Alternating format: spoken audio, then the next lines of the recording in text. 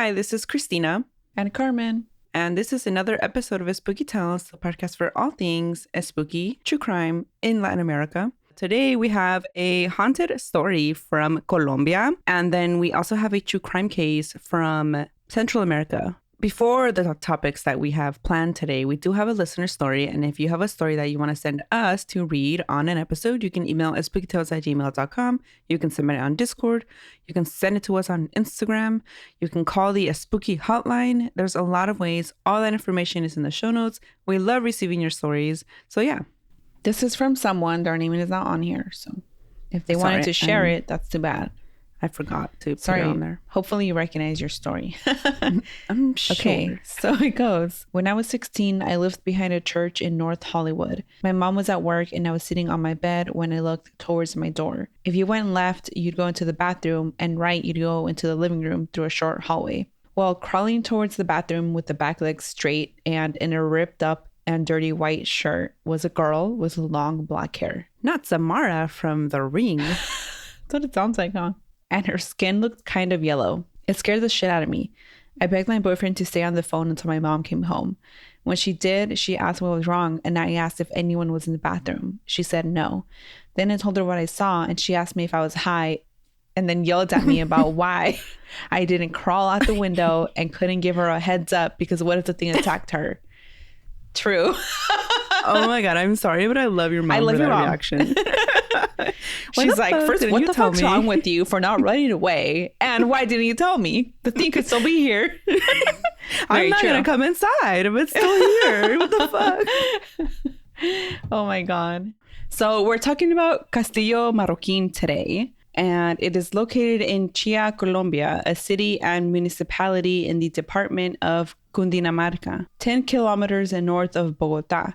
Because of how close it is to Bogotá, Chia is now a suburb of the city. So before the castle was ordered by Lorenzo Marroquin Osorio, it was an hacienda called Hacienda Yerba Buena, owned by the Marroquin family. Lorenzo Marroquin was the son of former Colombian President José Manuel Marroquin, and this is where the name of the castle comes from. Construction for the castle began in 1898 and was completed by 1900. Architect Gaston Lelarge? Is that a Spanish name or not? I think it's European. Lelarge. Yeah. Gaston. Like Gaston. Beauty and the Beast. Yeah. Anyway, that guy designed the castle and was influenced by European architecture and Renaissance art, which made it the only type of building of its kind in the region. This time period in Colombia was full of turmoil, and we won't get much into it because it's a lot, and this is not a history podcast or Historias Unknown. Which is our history podcast, yes. But there was revolt after revolt, ultimately leading to a civil war. The Marroquin family, or specifically José Manuel Marroquin, came into presidency after a coup. I'm like, why did the name sound familiar? I guess maybe that's why. That's because you just did a whole 4-part series on the Panama Canal. That's true. No wonder. This is all happening when Panama was still part of Colombia, and there were many reasons for the war, among them being Panama wanting independence. Which surprisingly the U.S. is involved in. Not surprisingly. Like, no, it's like, the surprise meme on TikTok where the guy is just like sitting there and the song it says surprise, so something that's not a surprise, and then he lifts his leg up and he's like surprise. Oh, okay, yeah, that's how I have seen that. That's how I meant it. I see. And we should have sang it. Yeah, my bad. That was my bad. So yeah, this was all happening while the castle was being built on their hacienda. Initially, the Marroquin family used the castle as their home, their primary residence, but over the years, the castle has drawn several admirers and has also had several owners, which include a writer, oil tycoon, and a cartel boss. Diverse. Very. Currently, the state owns the castle, and it is managed by the educational institution, the National Pedagogic University. But the experiences of the Marroquin family until the very last owners have made many believe the castle is a magnet for bad energy and that it causes tragedy for its owners and employees. José Manuel Marroquin, the former president, his own mom is said to have been a victim of the castle's curse. Trinidad Ricuarte, his mom, disappeared while visiting the chapel located in the hacienda. According to legend, while the rest of the family was in the chapel about to start praying the rosary like they did every day. I'm sorry, every day is too much, right? It really is. Yeah. But back then, everyone was even more Catholic than now. Yeah. By everyone, I mean all the Latinos, you know? Mm-hmm. They had just been converted not that long ago. They had to go hard. I was just going to say that next. Wow, it's like we're twins and we're matching right? today. Oh my God. The twinning is like extra today. That's why. It's because we're matching. Not only physically, but when we match, it's like the mental connection is even stronger. Okay, so Trinidad excused herself from the rosy, which honestly I would also do. It was January 6th, a day that is infamous in many areas. Oh God, it really is. In too many places. In many time periods and in many countries. Ooh, across time and space. Wow. Okay, it was January 6th, 1828. She went to grab a shawl because she was cold, but she never returned. That's kind of crazy to just go get a shawl and never come back. Never return. Yeah, it is a little bit out there, yeah. Okay. After weeks of searching, the family found her shawl near the Bogotá River, but she was never seen again. Then the rumors started. Campesinos believe she was taken by demons. Honestly, that would have been my first thought too. In 1828? Yeah. Others said she fled with a Frenchman. Interesting. I wonder what's going on there that they were like French. It was a French man. She took off with him. Interesting indeed. There was even a dicho that began after she disappeared. People would say this when they didn't know what was going on. Esto y lo de Trinidad se sabrá en la eternidad. Imagine fucking dying and everyone starts saying this. Imagine your mom. Imagine your mom goes missing because she went to go get a shawl, and then you don't know what happened to her, but you find the shawl next to the river, and she never comes back. And then the campesinos around town, or everyone, I guess, whenever they don't know what's going on, they all say, "Eso y lo de Trinidad se sabrá en la eternidad." I love that it rhymes. Everything is better in Spanish, first of all, like than English, but leave it. Also, yeah, the fact that it rhymes. Yeah, leave it to Latinos to take this tragedy of a children losing their mother, a husband losing his wife, and then they're going to make it rhyme. They're going to start saying it after they don't know what's going on. Like, that's crazy. No one's saying, no, we're lost in the sauce. No. Eso y lo de Trinidad sabrá en la eternidad. Like, I'm going to try to remember this to just adopt it also. Yeah, to start saying it. And so in English, it would be, but it doesn't rhyme, so it's not as cool. No, and honestly, I had a little trouble translating it. So it'd be like if you're talking about something and then you're like, well, that and also the thing with Trinidad will be known in eternity, right? Something like that. We're not going to know any of this until we die, and then it's not going to matter. Yeah, like we'll never know until, Yeah. Very macabre. Mm-hmm. The family later tried to calm these rumors down by putting out a death certificate, which had the date of January 7th, 1828 as her time of death. It stated that her body was found in a body of water between two buildings in Yerba Buena. Strangely enough, it was almost exactly where the castle would end up being built. Weird. The report stated she had injuries on her head and a dislocated shoulder. Instead of putting down rumors about her disappearance, though, people just had more questions. Something that remains a mystery today. One thing is sure, though, since her disappearance, strange things started happening in the castle. Hacienda workers began to hear the screams of a woman by the small lake. They all believed it was Doña Trinidad crying because her son was all alone without a mother. Aww. And then they said, ¿Eso y lo de Trinidad? Nunca se sabrá. Oh, my bad. That's not even... Wow. You said it all wrong. That's not even how it goes. It doesn't even rhyme when I said it. That's wrong. When she died, her son, Jose Manuel Marroquin, would take charge of the hacienda business. So he took over the hacienda business because sadly his father also died. It could be said her death marked the start of the castle's curse. During one of the revolts, one of the many revolts of the time, the hacienda was burned down. It had to be rebuilt from the ruins. Then tragedy continued to affect the family. 5 of the 8 Marroquin children all died mysteriously, all in a span of a month. Ugh. Still, the family persevered and things were turning around. The country's rich were getting richer. And in this turn of the century was when Lorenzo Marroquin had the famous castle built. The castle became the presidential house during Colombia's Civil War. It was also where politicians gathered to do political things like negotiating the sale of Panama and the Panama Canal. And if you want to learn more about that, check out Historias Unknown, where Carmen talked about it for 4 episodes. Yes. For that reason, it became a dangerous place and a target. Now we're in the 1,000-day war. At some point during all of this, a Panamanian tried to bomb the castle with the president in it, but he failed. As years passed, the Marroquin family began to leave their home for Spain until it was completely abandoned. It fell into a period of disarray, and the family eventually did away with the castle. They sold it in 1952 to writer and doctor Roberto Restrepo, who in return did not do much to clean up the castle's reputation. He turned the castle into a psychiatric hospital. Well, that will further fuel cursed allegations. Yes. Oh, yeah. He's never beating the cursed allegations by turning this into a psychiatric hospital. Mm-mm.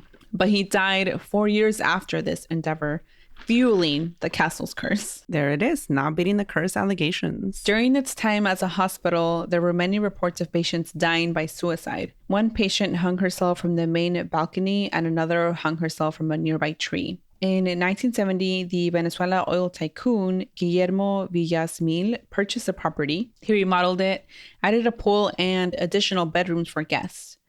Guillermo decorated the home with beautiful and luxurious furniture he purchased from all over Latin America. He put flamingos in the property and had over 200 horses. Flamingos, horses. Very luxurious. Mm-hmm. I mean, 200 horses? That's pricey.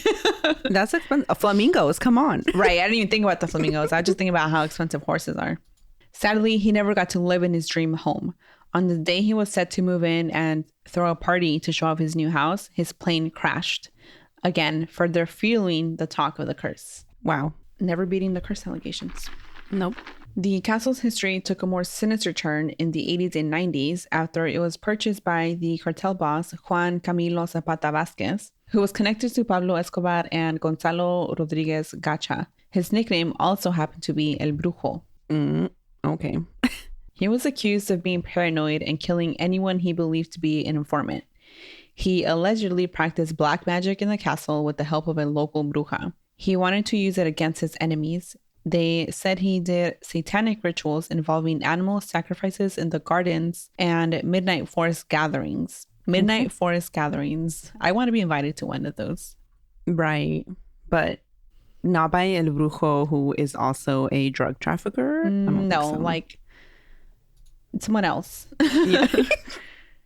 He had 2 white horses that mysteriously died. He was killed in 1993 during a firefight with police. His death was the end to all the brujeria in the castle, but not the end to the curse or the hauntings. Dun, dun, dun. After his death, it became state property and visitors could rent it out for events and parties, but tragic events continue to happen on the estate. Once in a while, during a party or wedding, when something goes wrong, like the electricity stops working, people believe it's part of the curse. In July 2024, Brandon Steven Rodriguez, who was 27, died while working on their property. In addition to Rodriguez's death, 2 other workers were also injured when they were helping to set up the music festival, Nexus Fest, which was scheduled to start July 6. Chia's mayor, Leonardo Donoso, took to social media to announce that the death and injuries were a result of a work accident. Colleagues told Brandon Rodriguez's mother that he was setting up a flag on a flagpole when he was struck by an electric shock. The mayor ended up canceling the festival that was supposed to happen on the 6th, again, not beating the cursed allegations. I mean, that's cursed. He was up on a flagpole and then he was hit by lightning? Yeah, like...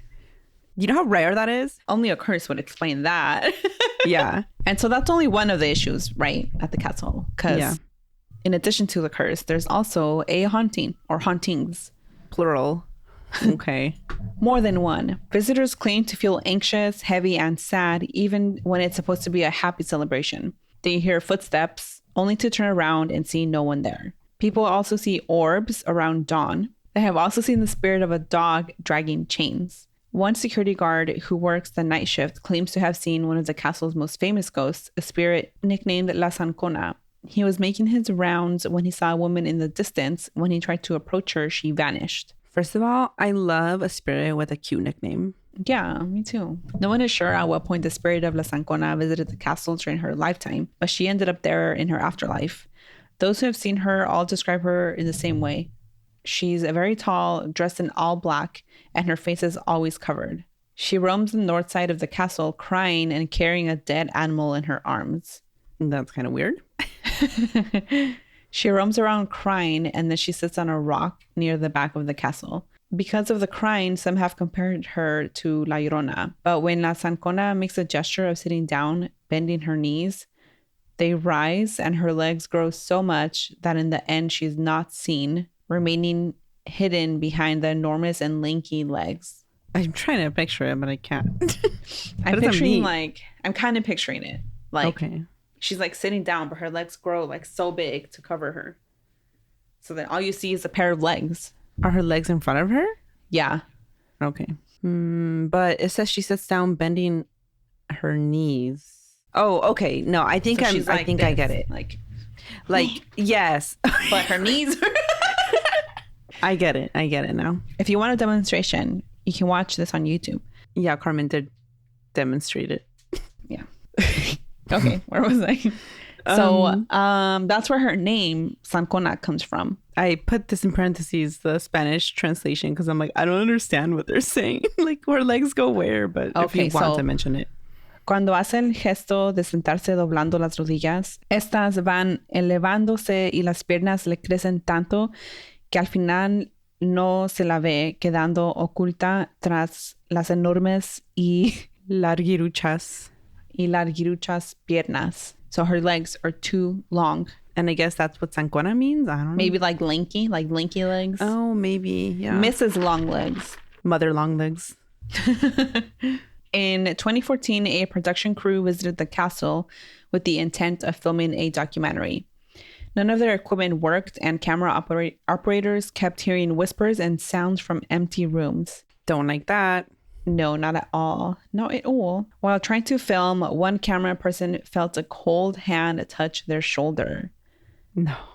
When they turned to see who was touching them, no one was nearby. Another crew member passed out and began convulsing. They had to stop filming and quit the project. Some workers claimed to see the figure of a woman hanging from the main balcony, which is where one of the patients died by suicide. Others have seen El Jinete Sin Cabeza in the property. And the Headless Horseman. Okay. From Sleepy Hollow? No, this is the Colombian one. Yeah. And have we talked about El Jinete Sin Cabeza? I don't remember that. I honestly don't remember. Maybe we haven't. No, we've talked about other headless figures. El Padre Sin Cabeza. I remember that. Yeah. And then other figures on horses. But not a headless horseman. So he's seen on a black horse with red eyes and an ear-piercing whine. Sightings of the horseman date back to before the castle's existence. From the Hacienda days, maybe? Yeah. Workers at the castle today try to avoid staying past 7:30 p.m. For some reason, almost always from that time until 9 p.m., the figure of a 6-foot-tall man dressed in black roams the garden at the entrance. He is then seen walking away and vanishes into the surrounding forest. Okay, what the hell? Why is there so many spirits? There's a lot. Yeah. I think it's because there was an hacienda before, and honestly, yeah, haciendas are always terrible, and they're always nothing haunted. Good happened there. No. Wow. And that's Castillo Marroquin. Wow. It had been a while since we had like one long haunted place. Yeah, I like that. That was fun. Yeah. Fun and scary and cursed.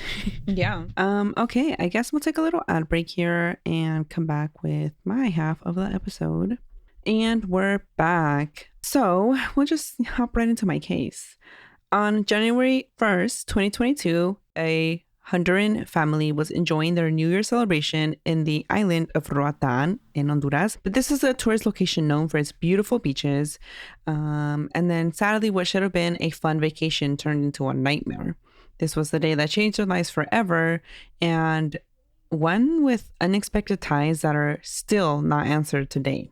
Angie Peña, Lizzie Peña, and their mother, Michelle Melgares, were spending time together on the beautiful beaches of Roatan, and they had a lot to celebrate. Angie had just graduated with a bachelor's in business from UNATEC, la Universidad Tecnológica Centroamericana in Tegucigalpa, Honduras, where the family lived together, also the capital of Honduras. She loved music, sports, life, She wanted to start her own business. They all knew she had a bright future ahead of her. Sadly, all of that changed on the 1st of 2022. Around 4 p.m., 22-year-old Angie and 24-year-old Lizzie rented 2 jet skis together. They went out onto the West Bay beaches, and while they were out there, Lizzie lost sight of her sister, Angie. At first, she thought nothing of it, like, oh, she'll reappear in a second here. I can't see her right now, but, Then 10 minutes went by, and there was still no sight of her anywhere. And now Lizzie was worried that she couldn't find her sister. She called her mom, Michelle, and told her, I can't find Angie. And so Michelle ran from the hotel room down to the lobby, begging for the hotel's help, like, find my daughter, please. And they said, no, we can't. We don't have anyone to go search the hotel or the water. So then she ran out to where the girls had rented the jet skis, and this place also refused to help. They said there wasn't enough gas for them to go out and search. Michelle then offered to pay for gas, and they were still like, nah, we can't help. Wow. Yeah. She tried the lifeguards. They also refused to help, which is odd, honestly. Yeah. And sadly, this marked how the rest of the search and investigation into her daughter would go.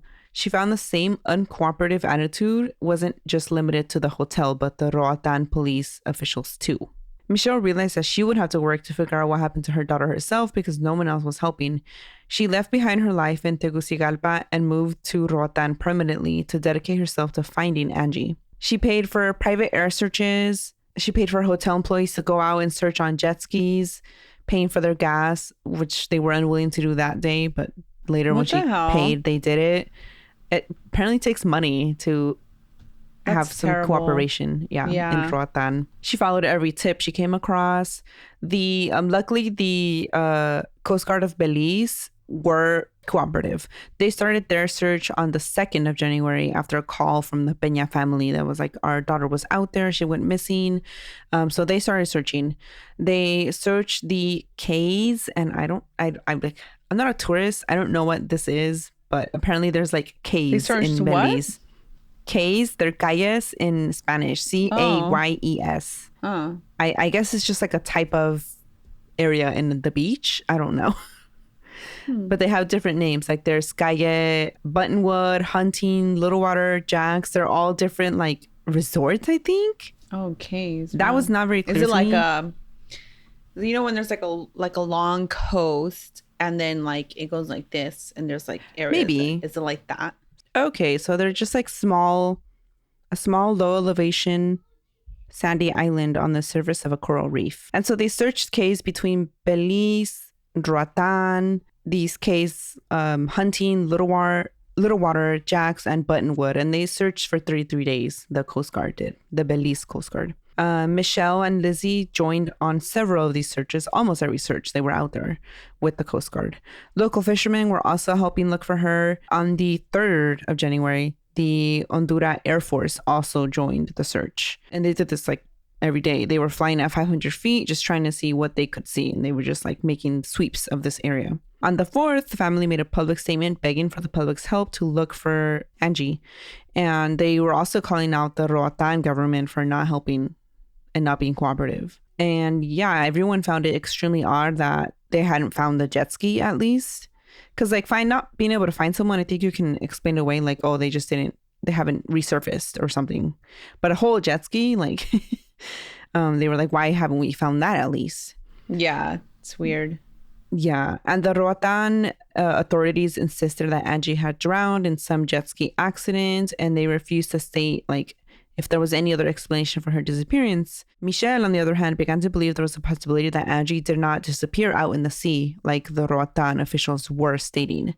She believed that if she had disappeared out in the sea in this jet ski accident, the jet ski would have been found, or she would have been found herself. Like she would have resurfaced at some point. And so she was starting to believe that's like not even what happened.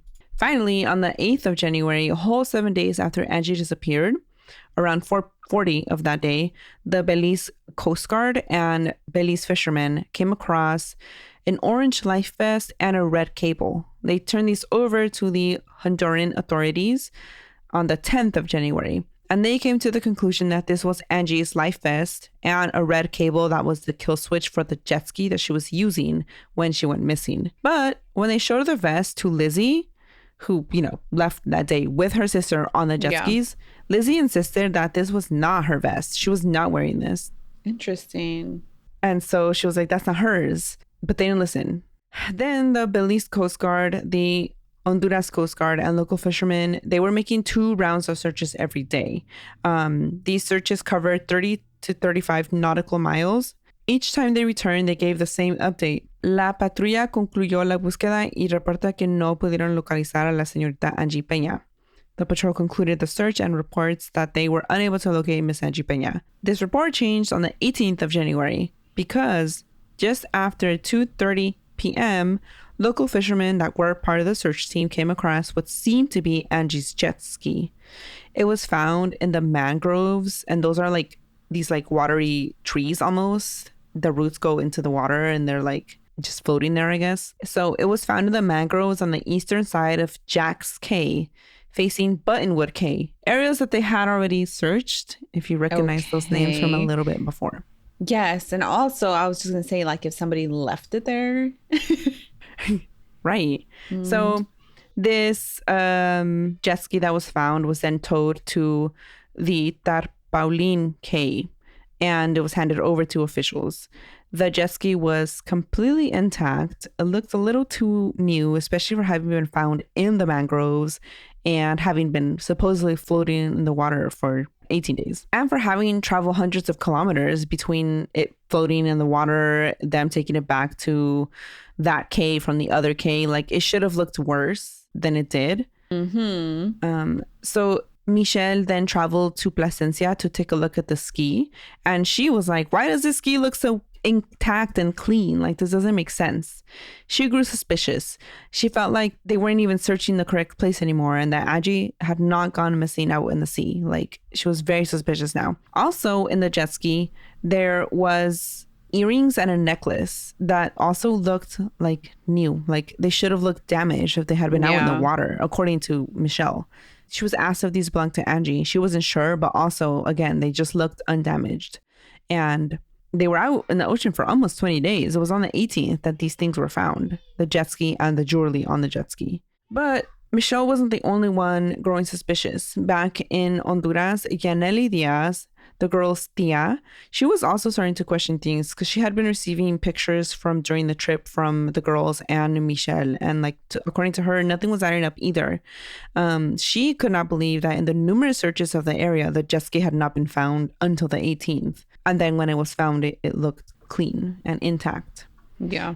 If it had been an accident, like you would think it would look like it. Like I don't know. Tore up. Yeah. Right. I don't use jet skis, so I don't know. Neither. But presumably it's been exposed to elements in 18 days, right? You said it was? Yeah. Yeah. So, I mean, it wouldn't look brand spanking new or, yeah. Yeah. Then something new came to light that cemented Michelle and Yaneli's suspicions. A new witness came forward and he stated that he was sure he had seen Angie on her jet ski near West End, another tourist area in Roatan, northeast to the area where the girls had gotten the jet skis. The witness saw all the news reports it was like all over the media. And so he was watching the news and he was like, well, I thought I saw her. And he realized like it was the 1st of January when he saw them from his hotel balcony. He saw Angie on her jet ski with an islander, so a Roatan local. And he remembers her because her bathing suit was very bright and it was a very bright pink. Okay. You noticed it right away. Yes. But more than that, she looked uncomfortable in her interaction with this local. Then he saw another man approach the man and Angie. And this other man looked like he gave the islander, the Roatan local, some money. With this new information, Michelle went to the authorities and begged them to take a look at the cameras of this hotel that the man was in and of nearby businesses. But it was too late because when the police went over to ask for this information to be handed over, the hotels and the businesses had deleted everything from the first several days of January. Wow. Which again further cemented Michelle's suspicions that something was going on here. Something was fishy. Nothing was adding up. Then it got worse when at the end of January, the principal investigator assigned to the case, Carla Zavala, quit answering the family's messages and she blocked Michelle's phone number. So the family started to believe like there's more going on here. They started to think that the government or the state of Roatan was involved in the disappearance. Yeah. And they started to feel like Angie's disappearance was a little too close to a 2017 case where a 26-year-old Marta Fabiola Matute Bardales also went missing while on a jet ski. What is going on? And she was never found. To this day, Marta has not been found. Marta's own mom, when the media was publicizing Angie's case, Marta's own mom, Fanny, met with the media and said that her daughter disappeared in the same way in the same area as Angie, but she couldn't afford to continue the search like Michelle's mom. I'm like, it's crazy that they need money. Yeah, he shouldn't need money for that. Yeah. 7 months went by with zero news, and the family decided to try and ask for the government's help. They wrote a letter to Honduras, the government of Honduras, about how things weren't adding up in the investigation, about how the Roatan local government was unwilling to help them. And on top of that, they had handed over Angie's phone to investigators in Roatan, and it seemed like someone had been using Angie's phone. Her picture from her WhatsApp profile was deleted, and Angie had been removed from group chats, and she was showing up as online on WhatsApp because it tells you when someone is online. So during those 7 months? Yeah, during those 7 months, wow, they had handed over the phone and someone deleted her picture from WhatsApp, removes her from group chats, and just once in a while it said she was online. Mm-hmm. And they're like, obviously they shouldn't be seeing that. Yeah, because they handed over the phone. Like there should be no activity on it. Right. And at the end of the letter, they expressed their belief that she had not gone missing out on the sea, but instead she was taken somewhere closer to the hotel for the purpose of sex trafficking. They believed the state was involved in this trafficking ring. And after they sent this letter, the government of Honduras did quickly get working. They assigned new investigators to her case. Wow. And by the end of this new investigation, it seems that Michelle's suspicions were validated. Whoa. So authorities at least it's not public, they've never disclosed what led them to this next part of the investigation, but something was uncovered during this new investigation that led them to a man named Gary Lee Johnston. Gary? Gary Lee. Gary, what are you doing there? Get out of there. An American that had been living in Roatan for 6 years. Ugh. They raided his property looking for Angie. So something led them to believe she was there. I don't know. I feel like I'm not even saying words anymore. I was just like, oh. And then what? Just incoherent grunts. I heard Gary and I was like, bitch. He starts growling. Okay, go on. So something led them to look for her at his property. And sadly, they didn't find her, but they did find a 12-year-old girl. Some sources say 17, but underage, either way, a minor, a barely clothed minor in his apartment that had been missing for a while. She had been trafficked to his apartment. I think that they shouldn't allow older white men to go to these kind of countries. They should just be banned from entry. And I know that sounds wrong, but I think that we need to think about what do they call it? Passport sex bros? Tourism. Oh, and passport bros is the slang term. Well, because sadly, sex tourism isn't even it does involve trafficking. And it's called sex tourism, but it involves trafficking and exploitation of minors. Always, yes. You know what I mean? Yeah. So, yeah. Ban old white men from entering tourist areas, please. Yes. Anyway, so on top of the underage girl they found trafficked in his property, they found the bathing suit that Angie had been wearing when she went missing. What? Yeah. And they also found hours of child sex abuse material. Oh, what the fuck? On top of that, I knew it. The minute you said Gary, I was like, but you know what I mean? Like your bells were ringing for a reason. Oh. 63-year-old Gary Johnston owned the condominium building where he lived. So, like, why is this man able to go to another country, buy Own a condo condos building, and exploit girls? Yeah, for real. So he owned this building where he lived, but nobody else really knew him. He kept to himself. And he was arrested on August 29th, 2022. And Deputy Security Minister Julissa Villanueva stated that they believed he was not working alone, that he was they part never of are. Yeah. No, of course, they never are. And that he was part of an international network of human trafficking that went by the name Delta Teams. What? And so then in April 2024, 2 Americans were arrested for abducting women to be part of this trafficking ring. Oh my God. They were William James Murdoch and Harold Green, along with an Honduran man named Gustavo Trejo. And there's another person authorities believe were involved with the disappearance of Angie. So these 3, they have connected to Angie somehow. They haven't made this public, but that's what they were arrested for: trafficking and for being connected to her disappearance. The 4th man is Anthony Frank Grayson, but he ran off. He's missing somewhere. Like, nobody can find him. They're unable to locate him. But he was the owner of a hotel boutique called The Dock in Roatan. And authorities believe that this is where the trafficking ring worked out of. They operated out of his hotel, wow, The Dock. And they also believe Angie Peña was at The Dock for at least 3 days at some point. These men were all charged and arrested. It seems they're awaiting trial. I can't find any new information. But as of 2024, they were arrested.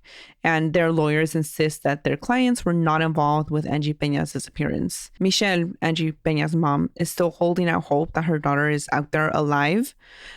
She maintains her belief that the same people helping her search for her daughter were involved. Police, judges. She's like, they have someone's help because they're they basically have to. Like, yeah. Right. And with like the owner of this boutique operating a sex ring, someone has to know, and someone is keeping it hidden to let them get away with these things. Yeah. As of the end of 2024, the case seems to be stuck. Angie is still missing, and Anthony Frank Grayson has not been found to bring in for his arrest. So that was wow. I hope Angie is found. Me too. And it's like, it also begs the question, why were the local authorities so insistent she went missing and were like refusing to help? Like, it really does seem like something more is going on. It's very fishy behavior, that the fact that the first over 2 weeks of when she first went missing, that they were completely unhelpful, and then it took that letter for more, like, something else to happen. Yeah. Well, and then the involvement of other countries. Yeah. Mm-hmm. Outside agencies to look into it. Yeah. Which makes it seem like they are involved, probably. Yeah. For sure. Yeah. That's the more suspicious part. But yeah, I hope I hope she's found. And yeah, that was the case of Angie Peña. That, I think it's an important story to tell, because it brings a lot of like issues to mind. One of those, like we already talked about, is the whole passport bro and sex tourism, which is predatory. And I agree with you that old white men should be banned from Latin America and the Philippines. Yeah. And wherever else they go. The global south. The global south. Anywhere that's not here, honestly, because that's where they come from here. You know what I mean? And there's a whole, well, I mean, like we said, there's a whole movement of men looking for women from the global south, because they believe women from the global south are more submissive and also like desperate to leave their situations. So exploiting them. Yeah. Disgusting behavior.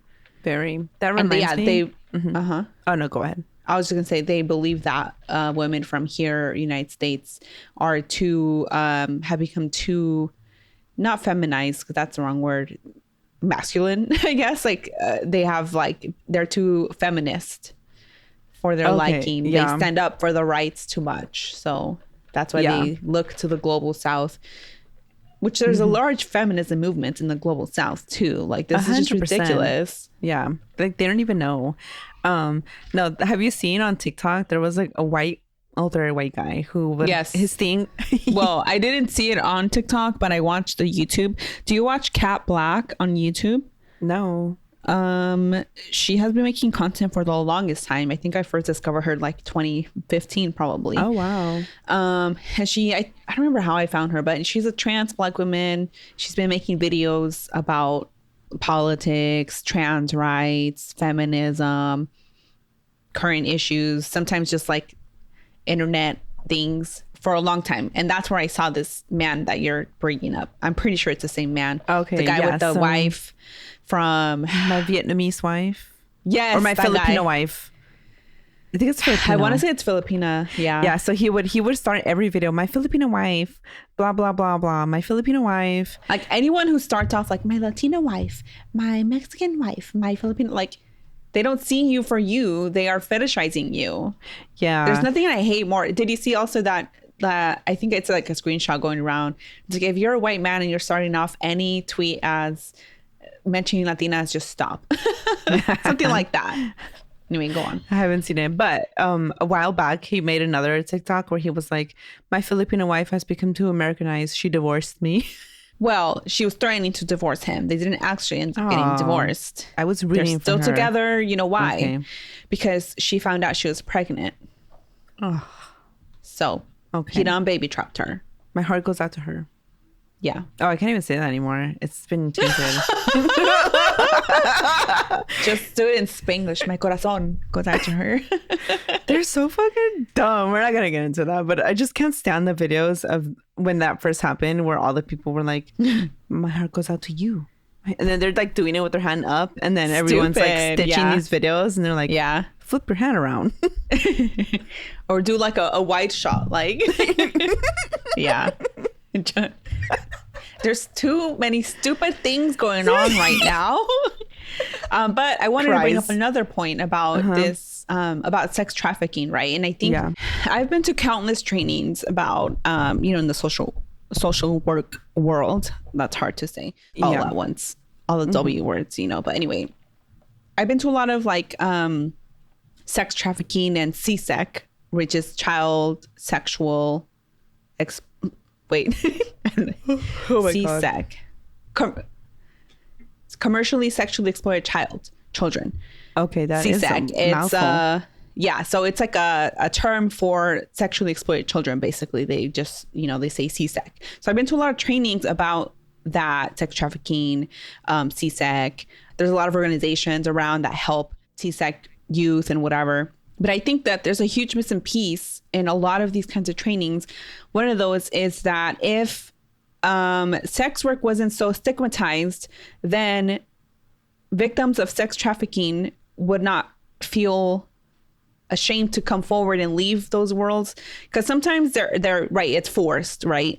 But a lot of times children that are trafficked, they grow up like this and then they stay in the world of in the sex world. It's what they know. Because it's what they know, but also because there's a stigma to it and there's shame around it. So they don't feel like they can ask for the help that they need or whatever else, do anything else because of the shame tied to sex work, I mean.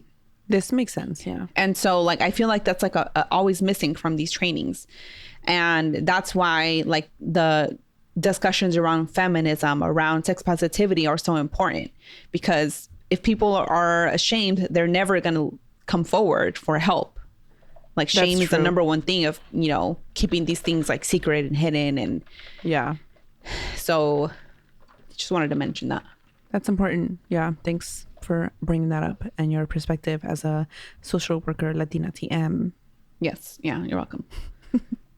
Educated Latina, capital E, capital L. Yes. In old English. Yeah. Okay. Well, with that, we'll take a little ad break here and come back with spooky recommendations. Do you have any spooky recommendations? I started listening to Thirst, which you recommended. Actually, I don't know if you gave it as a spooky recommendation or we just talked about it in one of our Patreon episodes. It was in our vampire media. Yeah. Yeah. I'm not done yet. Where am I at? I'm curious. I'm still at the perspective or point of view of the past. Okay. And honestly, that was so good to me. It is so good so far. I loved just I'm her. 43% in. Okay. Her trying to survive, going from house to house. The yellow fever. Yes. So I guess I should say what it's about. Right. But Cristina finished it. So it's Thirst by Marina I don't know how to say this. Yusuk, maybe? It's spelled Yuszczuk.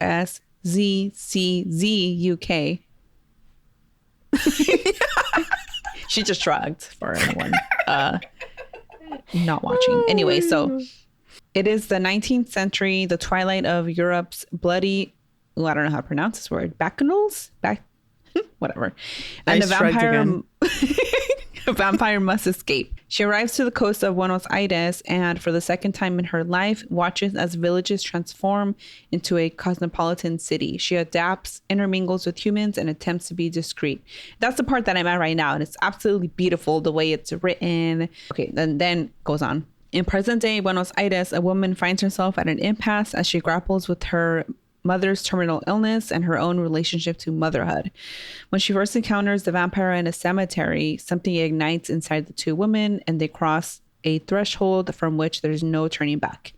With echoes of Mary Shelley's Frankenstein, Thirst plays with the boundaries of the Gothic genre while exploring the limits of female agency, all-consuming desire, and the fragile vitality of even the most immortal of creatures. But yeah, I'm really liking it. I love when she finds herself in the villa, I guess it would be the empty villa, and she just kind of like chilling there until, I don't want to spoil too much, but until she's forced to leave the villa, I guess. Yeah. And then she ends up living in the cemetery, which is, I mean, that's in the summary, so that's not a spoiler. Yeah. But yeah, there's so much love, and it's all kind of love, straight love, lesbian love, because it all. Yeah. And it was very interesting to see her in the past surviving. I love reading like about the past, but like in a Gothic like type of novel, like Isabel Caña. It's like and that's Mexican Gothic, and that's what this first half, I guess. I don't know how long is it, like half of it or more? Pretty much. Okay, pretty much half. Yeah, that's what the first half is giving, and I was again not a huge fan of the second half. If I could have just read the first half and called it a day, but I was like, I need to finish it. I know we need to do our book club episode, but that's how I felt about it also. We really do need to do the book club episode. Did you start those notes? I did start them. Oh, okay. Yes. Yeah. I really want us to do it so that we can pick our next book. I know. There's so many possibilities for the next book too. And I think that we need to consider changing the name of the book club because I actually read very fast. Now that I'm reading again. But I don't, so we can't. Okay. So I don't have spooky recommendations. I honestly don't know what I've been doing. Other than I've been dying. That's what happened. You were sick. Well, first I was sick. No, but then I got my period again. Right. And y'all, I'm dying when I have it. Yeah. Extreme fatigue. I literally need to sleep or I'll fall over and just start sleeping anyway. So then my life is wasted while I'm on my period. I hate it. I'm seeking medical help. Because I have plans to go to the gym, but I literally can't wake up. I'm so fatigued. I'm in so much pain. It's miserable. So I haven't been doing anything. Today I finally feel normal again. Like yesterday I felt a little better. But yeah, that's why I haven't been watching anything scary. I did randomly start watching this show called Day Zero on Netflix. It's a thriller. It's new. And I started watching it because the cast was stacked. Robert De Niro. Okay. Angela Bassett is the president of the U.S. Wow. I actually would have watched her in anything. I love her. Yeah. So she's the president in this show. You never watched Breaking Bad, but no. Fuck, what's his name? He's for some reason one of my other favorite white men. He's married to Kristen Dunst. Jesse guy? Yes. Oh, never mind. Wait, his name is isn't it Jesse Plemons? Yes. Yeah. I don't know why I know that, honestly, because I don't really watch anything he's in. Is it because he's married to Kirsten Dunst? Could be. It could be. Okay. Well, for some reason, I love that man, and I'll watch anything that he's in. He's a really good actor. I've seen him only, I feel like, in a few other things, and I don't remember most of them, but I watched like He a kills thriller every type role. movie. He's like a villain most of the time too, right? Isn't he? Yeah. So he's in this in Mean Girls, you know, is her name Janet? She's Katie's friend. Yeah. Okay, Janet from Mean The Girls Lebanese is in girl? it. Yes. Yeah. She's I love in her it. too. Yeah, she is also really good in this role. So she's in it. A lot of big names. Oh, I think sorry, I my heard of other this, favorite white actually. man, Dan Stevens, Oh, who I don't told you remember he's in that vampire movie. Oh, He's also in Legion. and he's like a villain in the He's vampire also- movie, yeah. right? Okay, Mhm. yeah. He's in this show too. Wow, all your favorite white people. All of my favorite white people and Angela Bassett. Like, Yeah. you can't go wrong. So I don't know. I'm almost done with it. And honestly, like, the actors are all so good. But I'm like, where's the story going? Interesting. And I've seen critiques of the show where it's like the there's no cast was story? stacked, but the writers just, I don't know, it wasn't there. Like, something's They lost missing. the plot. That's what it seems like. So I don't know how I feel about it yet. I'm almost done with it because it's very short. It's like a 6-episode thing. Oh. So, but I'm kind of feeling like, yeah, the actors are all really good in their roles. Each one is killing it, but where is the story going? Yeah.